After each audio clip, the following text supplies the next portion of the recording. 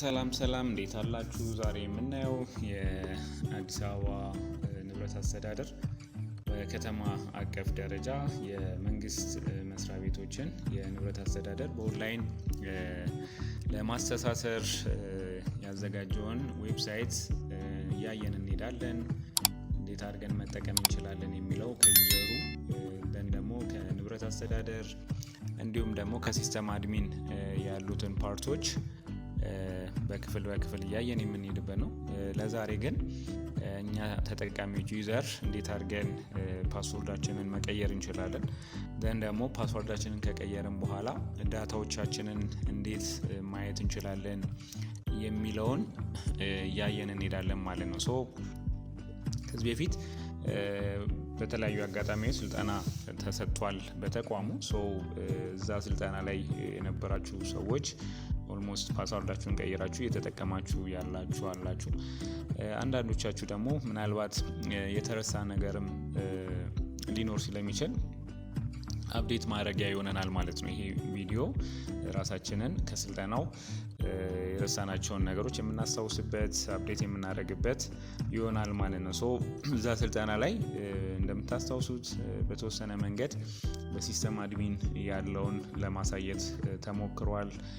ደግሞ በንብረት አስተዳደር ላይ ያሉትን ለማሳየት የተሞከረው ክፍሎች አሉ። ዘንድ ደግሞ በዩዘርስ የምንላቸው ወይ ደግሞ በተጠቃሚ ሳይድ ያለውን ደግሞ ለማሳየት ተሞክሯል። በአጠቃላይ በቴስት ፔጅ ተሞክሮ ሃይላይት ለማየት ተሞክሯል። አሁን ደግሞ ኢምፕሊመንት ሆኖ ዲቴል ለማየት የምንችላቸው ሲስተሞች አሉና እነሱን ሙሉ ለሙሉ ለማሳየት ሞክራለሁ ማለት ነው። እና ዛሬ የምናየው እንዴት አድርገን ዩዘር ኔማችንን መቀየር እንችላለን ከዩአርኤል ጀምሮ ማለት ነው።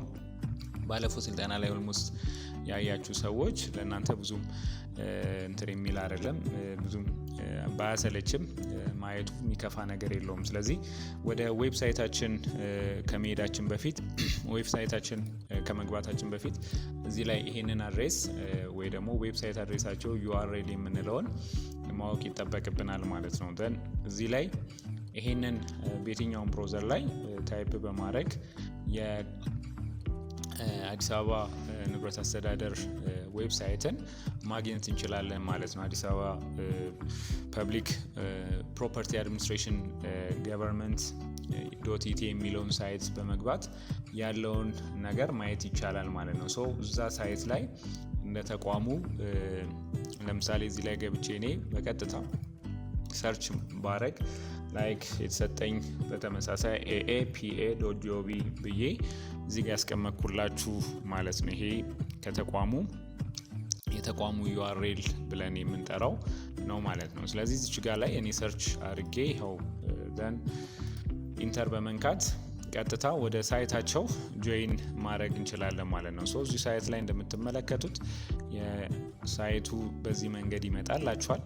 በአዲስ አበባ ከተማ አስተዳደር የንብረት አስተዳደር ባለስልጣን በአዲስ አበባ ከተማ ውስጥ ያሉ በአጠቃላይ ከ600 በላይ የሆኑ የመንግስት ተቋማት በዚህ ሳይት ውስጥ ይጠቃለላሉ ማለት ነው። ስለዚህ እዚህ ላይ ያለውን ሁሉም የመንግስት ሰራተኛ በዚህ ሲስተም ውስጥ ይገኛል ማለት ነው። ምክንያቱም አጠቃላይ የንብረት ተጠቃሚ ስለሆነ ማለት ነው። ስለዚህ ይሄ ሳይት እዚህ ጋር እንደምትመለከቱት aapa.gov.ኢቲ ብለን እንገባለን ማለት ነው። ስለዚህ እዚህ ጋር ተጨማሪ ሞር ማየት እንችላለን። ዲቴል ስለ አጠቃላይ ተግባር አድራሻቸው እንደምትመለከቱት አለ፣ ቴሌግራም ቻናላቸው አለ፣ ስልክ ቁጥራቸው አለ፣ ፌስቡክ አድሬሳቸው አለ። እዛ ላይ በመግባት ወይ ስማችሁንም በመጻፍ መልእክቶች ማስቀመጥ የምችሉበት ፕላትፎርምም አላቸው ማለት ነው። እኛ ለዛሬም ለማሳየት የምንፈልገው እንዴት አድርገን በተቋማችሁ ላይ እያንዳንዱ ተቋም ላይ እንዴት አድርገው ነው ሰዎች ሲስተም አድሚን የምንለው አለ።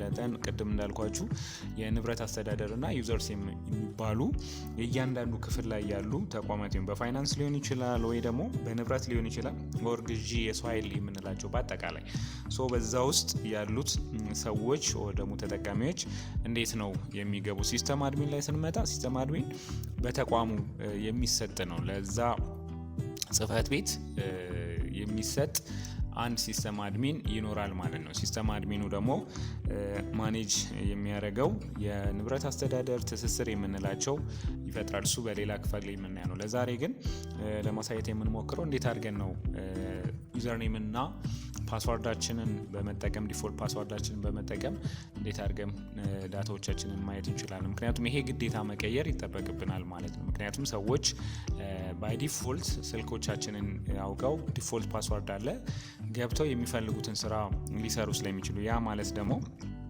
ለብልሹ አሰራር እድል የሚሰጥ ስለሚሆን ማለት። ስለዚህ ብዙ አይነት ንብረት ላይ ያሉትን መንግስት ይህንን ኮንትሮል ለማድረግ ፕላትፎርም አዘጋጅቶ እስከመጣ ድረስ ሁሉም ሰው ሊጠቀመው ይገባል ማለት ነው። ስለዚህ እነዚህ የብልሹ አሰራር ክፍተቶችን ቢያንስ ለማጥበብ የሚያስችል ሲስተም ስለሆነ ወዲያው እነዚህን ዩዘርኔም በመጠቀም ፓስዋርዳችንን መቀየር ይጠበቅብናል ማለት። ስለዚህ ፓስዋርድ ስንቀይር የመጀመሪያው የምናደርገው ምንድነው?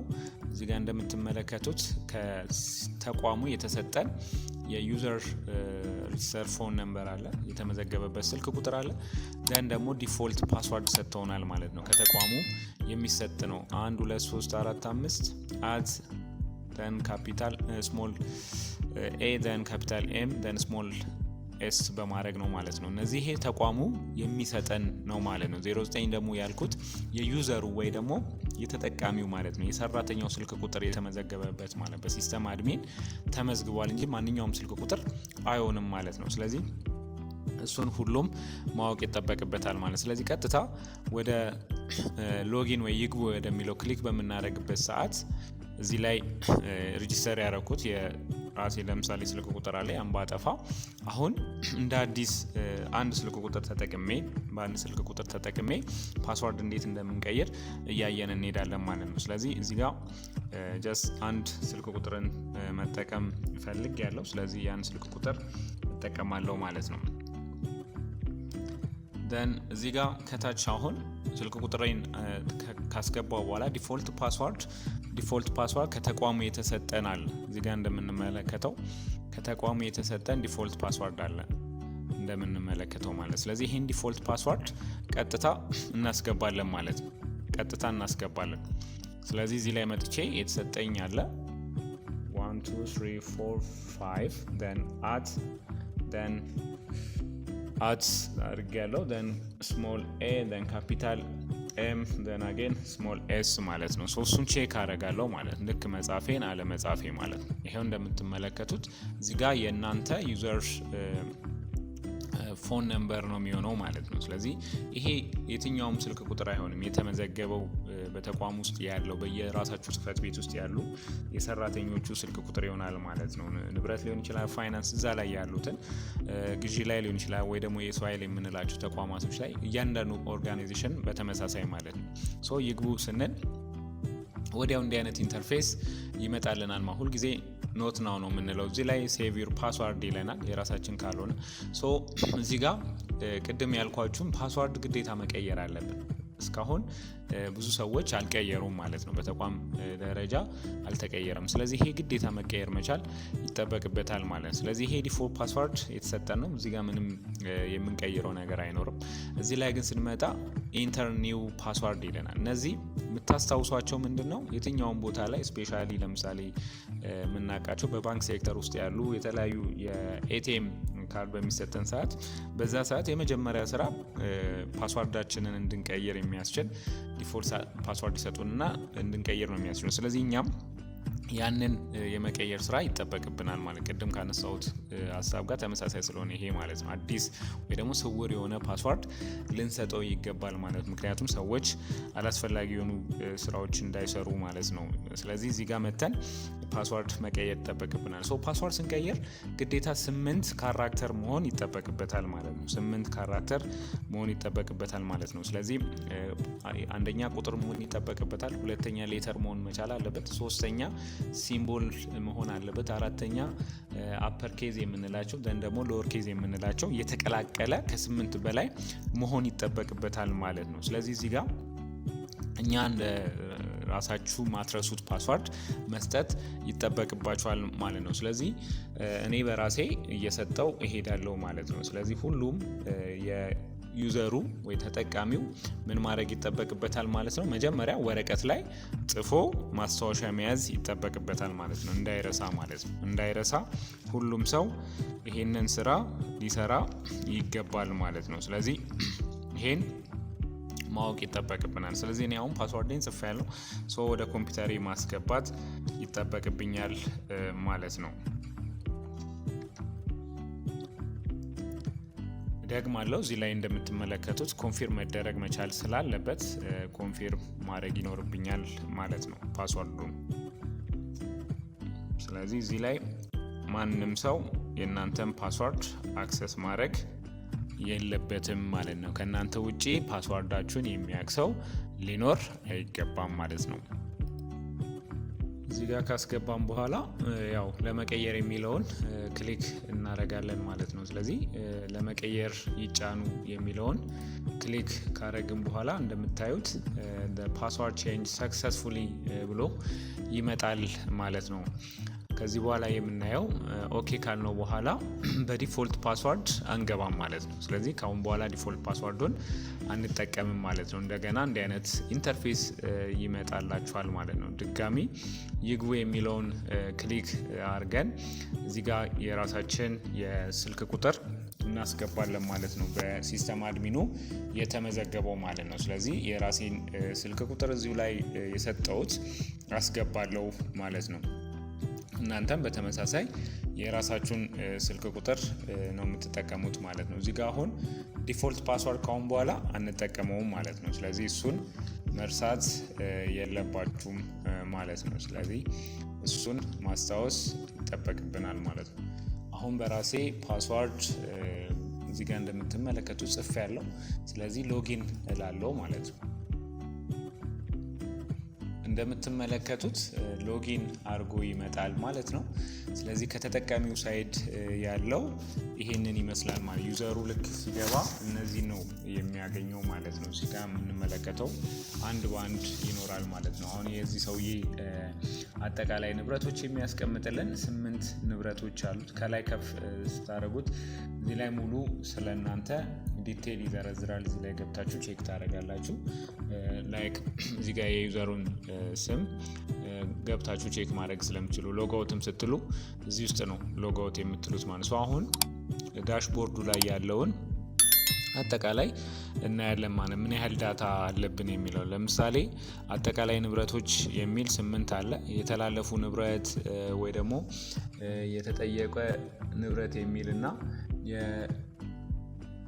እዚህ ጋር የተሰጡ ንብረቶች የሚሉ አሉ። እነዚህም በአጠቃላይ ተላልፈው ለሚል ቋሚ ንብረቶች የሚለው ስላለው ለምሳሌ ዩሲ የሚለው የዩዘሩ ምን ያህል ንብረቶች አሉ የሚለውን እያየን እንሄዳለን ማለት ነው። ለምሳሌ እዚህ ጋር እንደ አዲስ ከተማ ስራ አስኪያጅ ፑል ያለን ዳታ ሊስት ያደርግላቸዋል ማለት አጠቃላይ ከነስሙ እዚህ ጋር ይታያል። ስለዚህ ይሄ ሰው ኦልሞስት ፕሪንተር፣ ዲስክቶፕ፣ ወንበር፣ ላፕቶፕ እነዚህ በአጠቃላይ በሰውየው የተመዘገቡ ናቸው ማለት ነው። ስለዚህ ሰውየው የመጀመሪያው ስራ የሚያደርገው ኪዋር ኮዶችን ክሬት የምናደርገው ሁልጊዜ በእጁ መኖር አለመኖሩ ባለቤቱ ማረጋገጥ ይጠበቅበታል ማለት ነው። እዚህ ያሉትን ላፕቶፖች ሊሆን ይችላል፣ ዲስክቶፕ ኮምፒውተሮች ሊሆን ይችላል። አጠቃላይ እዚህ ጋር ከሴሪያል ነምበር ጀምሮ አጠቃላይ ገለጻውን በሙሉ ማየት ይጠበቅ ዴል መሆኑ ራም መሆኑ ማየት ይጠበቅበታል ማለት ነው። እና እዚህ ጋር እንደምንመለከተው አጠቃላይ ሞዴሉ ምኑ ቀኑ የተሰጠበትን አለ። ይሄን ካረጋገጠ በኋላ ራሱ ነው ኪዋር ኮድ ክሊክ የሚያደርገው ማለት ነው። በዚህ ጊዜ ኪዋር ኮድ ጀነሬት ያደርግለታል። አንድ መርሳት የሌለባችሁ እዚህ ጋር ያሉትን መረጃዎች ምናልባት በእጃችሁ ላይሆን ይችላል። ስለዚህ ይሄ በንብረት አስተዳደር ካሉ ሰዎች ጋር ክሮስ ቼክ ማድረግ የሚጠበቅባችሁ ነገር ነው። ነገር ግን እዚህ ጋር ኪዋር ኮድ አንድ ጀነሬት ከተደረገ ኦልሞስት በሲስተሙ በተቋሙ ሲስተም አክሴፕት አድርጋችኋል ማለት ነው። ስለዚህ እሱን ከነ ሴሪያል ነምበራቸው ክሮስ ቼክ ማድረግ ይጠበቅባችኋል ማለት ነው። ሙሉ መረጃውን ለማግኘት እዚህ ጋር እንደምትመለከቱት ፕሪንት ብላችሁ ሙሉ መረጃውን ሊያሳያችሁ ይችላል ማለት ነው። በእናንተ ስር ውስጥ ያለው ወይ ደግሞ በእናንተ ያለው አጠቃላይ ንብረት በዚህ ማየት የምችሉበት አለ። ይሄ እንደ አጠቃላይ ያለው ነው ማለት ነው። ሶ እናንተ ማድረግ የሚጠበቅባችሁ አንደኛ ፓስዋርዳችሁን መቀየር ይጠበቅባችኋል። ሁለተኛ ልክ ነው አይደለም የሚለውን በአጠቃላይ ማየት ይጠበቅባችኋል ማለት ነው። ሶ አስ ዩዘር አሁን በዚህ ቪዲዮ እያሳያችሁ ያለሁት መጨረሻ ካረጋገጣችሁ በኋላ ግን ከእናንተ ኤክስፔክት የሚደረገው ኪውአር ኮድ መለጠፍ ይኖርባችኋል ማለት ነው። በእያንዳንዱ ንብረት ላይ የኪውአር ኮድ እዚህ ጋር እንደምትመለከቱት ኪውአር ኮዱን ክሊክ በማድረግ ዳውንሎድ ይሆናል። ያንን ፕሪንት በማድረግ ዲቫይሱ ላይ አክሰስ ማድረግ መለጠፍ ይኖርበታል ማለት ነው። ስለዚህ እዚህ ጋር በቀላሉ በዚህ ደረጃ እነዚህ በቀጣይ ክላስ የምናያቸው ይሆናል። ሲስተም አድሚን ላይ ያለው በንብረት አስተዳደር ላይ ያለውን በፓርት 2 ቼክ የምናደርገው ይሆናል ማለት ነው። ሶ እናንተም ላይክ ሰብስክራይብ ማድረጋችሁን አትርሱ። ቀጣይ ፓርት ለማየት ከፈለጋችሁ ደግሞ ሞር ኦፍ ዩቲዩብ ቻናላችን ላይ ገብታችሁ አክሰስ ማድረግ ትችላላችሁ። እንዴት መጠቀም እንችላለን፣ እዚህ ጋር እንዴት ነው ንብረት ማስተላለፍ የምችለው፣ ንብረት ለመመለስስ ምን አይነት ቴክኒኮች መጠቀም አለብኝ። ኦንላይን ላይ ቪዲዮዎች አሉ። እነዛን ጥያቄ የሚመልሱ ቪዲዮዎች እየሰራን ስለምንለቅ እናንተም ላይክ ሰብስክራይብ ማድረጋችሁን አትርሱ።